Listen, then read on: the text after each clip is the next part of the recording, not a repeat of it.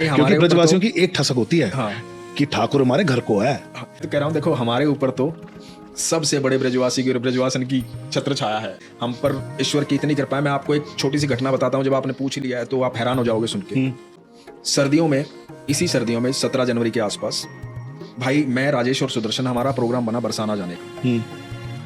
तो हमने सुबह प्रोग्राम बनाया कि सुबह 5:30-6 बजे निकलेंगे। सर्दियां थी, अब दिल्ली की सर्दियां आपको पता, धुंध कितनी होती है, बहुत ज्यादा। हाईवे धुंध से भरा पड़ा था। तो हम फिर भी 10 की स्पीड पे, 15 की स्पीड पे चलते जा रहे थे। तो एक जगह जाकर के लोग चिल्लाने लगे कि गाड़ी रोको, गाड़ी रोको। हमने गाड़ी रोकी और हमें पता लगा कि आगे लगातार कई गाड़ियां ठुकी हुई हैं और एक ट्रक के नीचे एक पूरी कार आई हुई है और कार से एक महिला, उसके हस्बैंड, एक बुजुर्ग महिला, वो सब बाहर बैठे हुए हैं साइड में।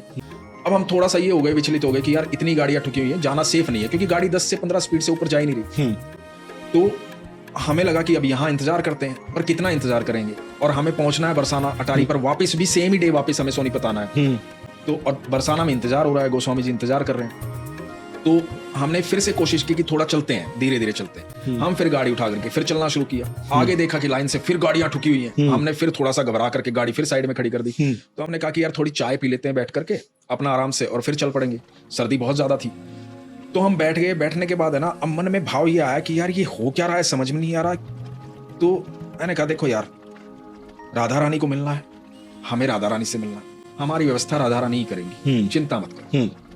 तो बात मन में ये चल रही थी, बात मन में ये भी चल रही थी कि भाई देखो, राधा रानी के पास तो वही पहुंच सकता है जिसे ठाकुर ले जाए, है ना। मैंने कहा भाई ठाकुर ले जाएंगे, क्यों चिंता कर रहे हो, हम तो वही बातें कर रहे थे। इतने में राजेश ने बोला कि भाई कोशिश करते हैं, धीरे धीरे मैं निकाल लूंगा, क्योंकि वो बहुत अच्छा ड्राइव करता है। तो बोला धीरे धीरे मैं निकाल लूंगा। इतने में एक गाड़ी आई, तो हमने सोचा इसके सहारे चलते हैं, ये गाड़ी आगे रहेगी, हम पीछे चलते हैं। तो हमने उस गाड़ी का पीछा करना स्टार्ट किया। यूपी नंबर की गाड़ी थी पारस भाई। वो, आप यकीन मानोगे, हमारी गाड़ी चली थी 10 या 20 की स्पीड पे, और उस धुंध में 20 की स्पीड मैक्सिमम स्पीड थी। अब जब हम उस गाड़ी का पीछा कर रहे थे और हमने मीटर पर नजर डाली, तो हमारी गाड़ी चली थी 110 की स्पीड। क्या बात कर रहे हो? हाँ, धुंध को चीरती हुई गाड़ी जा रही थी और हमारी गाड़ी पीछे पीछे, क्योंकि हम उस गाड़ी के अलावा कुछ देख ही नहीं रहे थे। और आप यकीन मानना, वो धुंध को चीरती हुई गाड़ी जा रही थी। तो मैंने राजेश को बोला, मैंने कहा राजेश, ये गाड़ी ठाकुर चला रहा है।